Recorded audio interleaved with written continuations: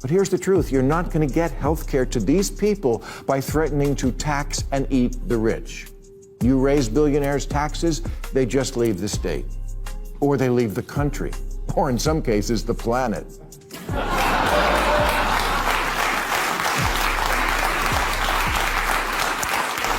I kid Elon, but you know, he had a good idea recently that might be apropos here. During the recent government shutdown, he volunteered to pay all the TSA workers himself, you know, with couch money.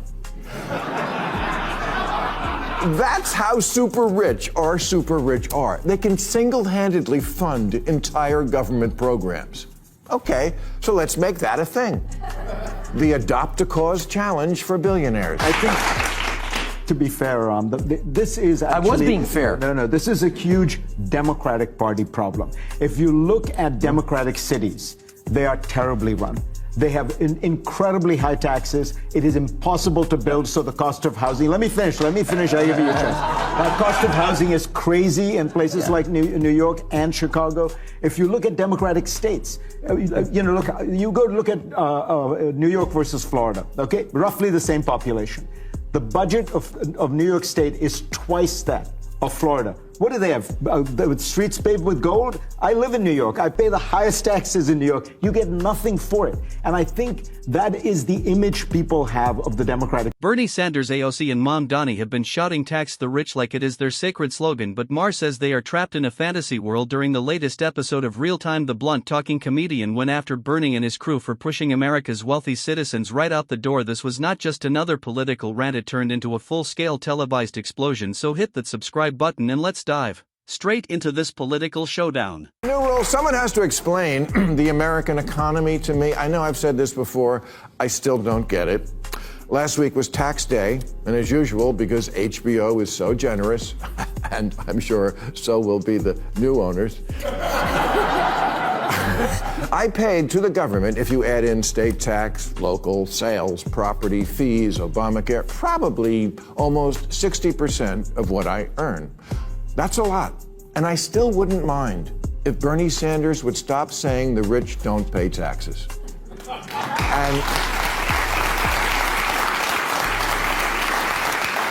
And while I'm sure the super rich with their army of accountants and corporate loopholes get away with murder, us regular rich people pay a ton of tax. Maher comes out swinging with no warm-up, no small talk, just a direct shot at Bernie Sanders and his decade-long broken record, claiming the rich somehow do not pay their fair share. And Maher is not talking from the sidelines, he lives this reality. Every single year the man writes a check to the government worth more than half of everything he earns, more than half. So when Bernie climbs back onto his soapbox once again and paints wealthy Americans as freeloaders avoiding the bill, Maher takes it personally and honestly. He believes he has every reason to, because the facts do not line up with the story Bernie has been selling to his loyal supporters for years. The version of the rich that Bernie keeps describing simply does not exist. Maher's message is ruthless in its simplicity. Before pointing fingers at the wealthy, maybe learn how to read a tax return, because the rich are already paying, and in Maher's case they are paying through the nose.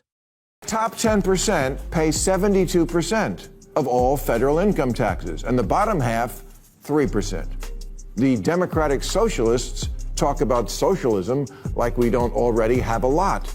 Social Security, unemployment, Medicare, nutritional assistance, Medicaid, Obamacare, disability, housing subsidies. Again, not against it, just the same question. How can you be soaking the rich and failing the poor so badly? And that is exactly why wealthy Americans are packing their bags, calling the movers, and fleeing high-tax states as fast as they can, because they are watching their hard-earned money disappear into a never-ending black hole while getting absolutely nothing back in return. Just look at California, the poster child for government dysfunction. The state keeps squeezing residents harder and harder, hitting them with some of the highest taxes anywhere in the country, and what do they get in exchange? Streets covered in trash, fire hydrants running dry while wildfires tear through entire neighborhoods, homeless camps spreading across every major city, schools crumbling apart, and infrastructure slowly collapsing right in front of everyone. The money never stops pouring in, but somehow the problems never get fixed, and now the people paying the biggest bills have completely had enough, so they are doing the only thing they believe makes sense: voting with their feet and getting out while they still. I've looked at moving because I'd like to keep more of my money too. And how many people moved out of your state, California? Oh, I know. No, Under Newsom? Yeah, no. People do move. A There's million? no doubt about that. People move in America, and you're right. No, but they're not moving because they want a better view. They like to keep more of their money Yes, that that's they true. earn. Yeah, you know, that's true. Florida is a really good case study. So when DeSantis became governor, there were 250,000 more registered Democrats in Florida when he became governor 8 years ago. Now there's 1.4 million more registered Republicans in Florida. That's all migration from COVID and re-registration from COVID, 100%. Right. So it absolutely. And this is the moment where the conversation stops feeling political and suddenly becomes personal for Maher, because this is no longer some distant debate about policy. This is his real life. The man is seriously considering packing his bags and walking away from California, the state he has called home for decades, and the reason is painfully obvious. He is wealthy, he pays an enormous amount in taxes every single year, and yet the state around him keeps falling apart in real time. Nothing gets better. Nothing changes. The cycle never ends. Money goes in, dysfunction comes right back out, and the story keeps repeating itself. And Maher is far from alone. More and more people have already made the decision to leave California behind and move to neighboring states, escaping a crushing tax burden that gives them little to nothing in return. And this is not just about Hollywood celebrities or wealthy tech executives anymore. This includes ordinary, working families who have finally reached their breaking point, because when even a man defending taxes on national television is quietly planning his own exit, you do not need polling data or focus groups to see that something in California has gone completely off the rails. Here's the truth. You're not going to get health care to these people by threatening to tax and eat the rich. You raise billionaires' taxes, they just leave the state. Or they leave the country. Or in some cases, the planet.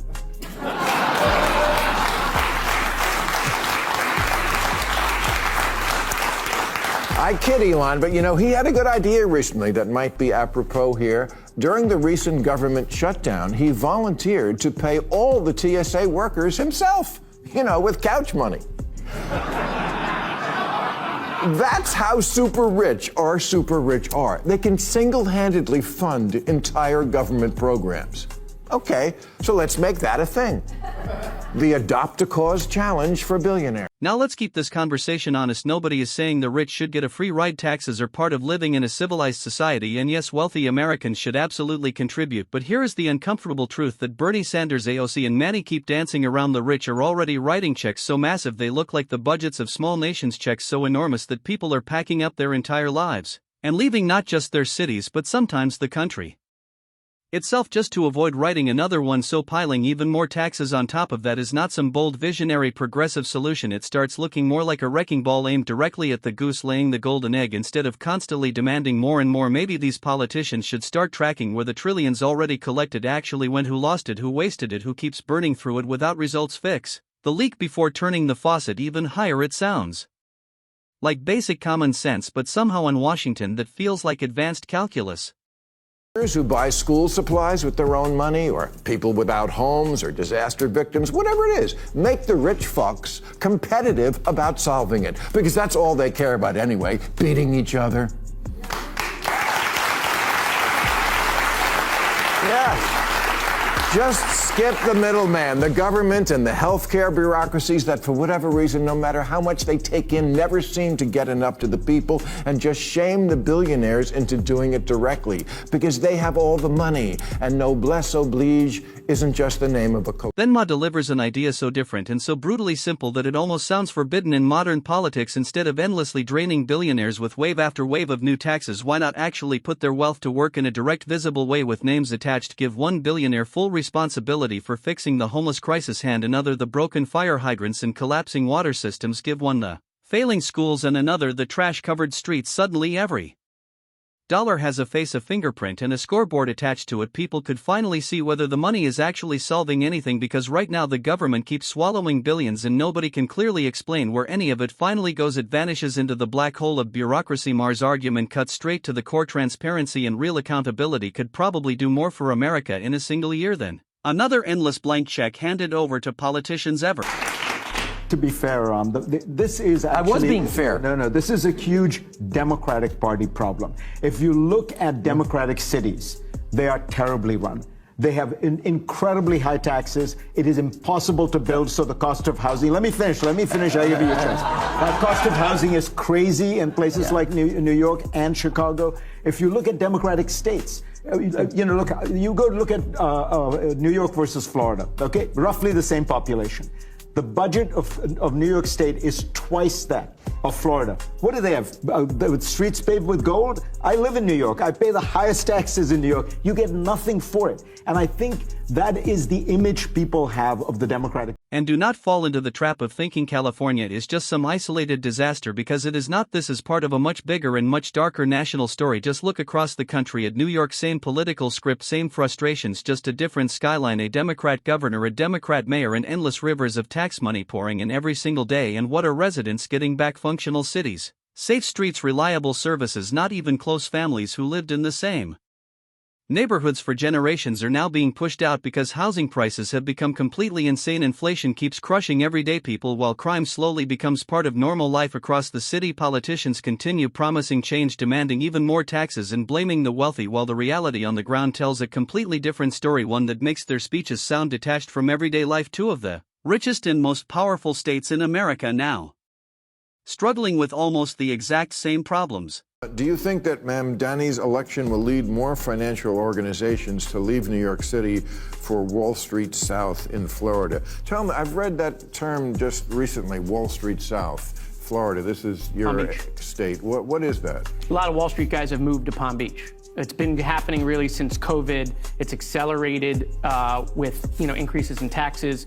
It's not just out of New York. It's New Jersey, Connecticut, it's Chicago, it's California. So they're fleeing high tax blue states. Correct. Look, now let's get the facts straight, because this is exactly where lazy political commentary completely falls apart. The massive wealth exodus is heavily centered around two major hotspots, New York and California. Those states have become ground zero for the tax flight crisis, but not every state is experiencing the same kind of population shift. Take Chicago and New Jersey for example. Yes, people are leaving there too, but the reasons are very different, and that part always gets ignored in today's hot take culture. Most of those people are not fleeing crushing tax bills. They are moving for the same ordinary reasons people have always moved, looking for warmer weather, more space, a fresh start, or simply a different pace of life that is normal. What is happening in New York and California feels completely different and far more serious. It is becoming a direct and calculated rejection of policies that keep demanding more money while giving people almost nothing back in return. This is the luckiest guy in the world that Mamdani got elected, because his district is going to explode. My house, I live 8 miles outside of Queens, has gone up 20% in value since Mamdani announced, okay? Because people aren't going to pay the punishing taxes. New York is the highest tax state in the union. But you said your house value's gone up. Yeah, because they're moving to Nassau County. Oh, they're moving out of the city. Out of the city, and they can still take the train back in the city and not pay the millionaire's tax or whatever crazy thing this guy wants. But what people don't understand is he can't raise the taxes unless the state okays it, and the state is not going to okay. But buckle up, because here comes the bitter twist that many people on the left do not even want to acknowledge. The wealthy leaving these high tax states are not simply escaping the problem, they are carrying parts of that problem with them into entirely new states. Places like Texas, Florida, and Tennessee opened their doors wide, attracting people with lower taxes, affordable living, and business-friendly policies. Sounds great at first, until waves of millionaires and billionaires start flooding in. Almost overnight, suddenly housing prices shoot up, the cost of living starts climbing, and many working-class families who helped build those communities begin getting pushed out of their own neighborhoods. The same pressure people were trying to escape slowly starts appearing at their new front door. That is the ripple effect critics connect to tax the rich politics, a chain reaction that many supporters of Bernie Sanders do not like talking about, because the consequences do not stay neatly locked inside California or New York. They spread outward, and in the end, ordinary hard-working Americans in states that never created those policies are often the ones left paying the price. Democrats used to own Silicon Valley. Those California do-gooder liberals who wanted to save the planet. Yeah, right. Trump came along and said, regulations? We don't need no stinking regulations. Not only did he win them over, in his second inauguration, they were all sitting up on the stage with him. There was an entire section that looked like the full range of the autism spectrum. Kamala ran on democracy, which is the most important issue. But without the political skill to sell it, it added up to nothing. Meanwhile, Trump was running on, I'll make the poop go. So here is the bottom line, and it is not exactly easy to hear Bill Maher, a lifelong liberal and a wealthy man who openly pays his taxes without hiding behind armies of accountants, has now drawn a clear line in the sand. The tax the rich message pushed for years by Bernie Sanders, AOC and Mom Donnie may sound powerful on a campaign stage, but according to Maher it starts collapsing the moment it collides with reality. The wealthy are already paying enormous amounts, and when the government takes all that money, then wastes it, mismanages it, and burns through it without real accountability. People do not just sit around complaining, they leave, and when they leave, the consequences do not stay locked inside one state, they spread across the entire country. According to Maher, the real battle is not about squeezing even more money from the wealthy, it is about repairing a broken system that keeps swallowing billions while delivering almost nothing in return. Tax the rich may work as a political slogan, but fixing the government is the real solution many Americans have been demanding for years. And with that, we wrap up today's video. If you enjoyed this breakdown, make sure to hit that like button and subscribe for more direct, no-nonsense coverage just like this. Thanks for watching, and I will see you in the next one.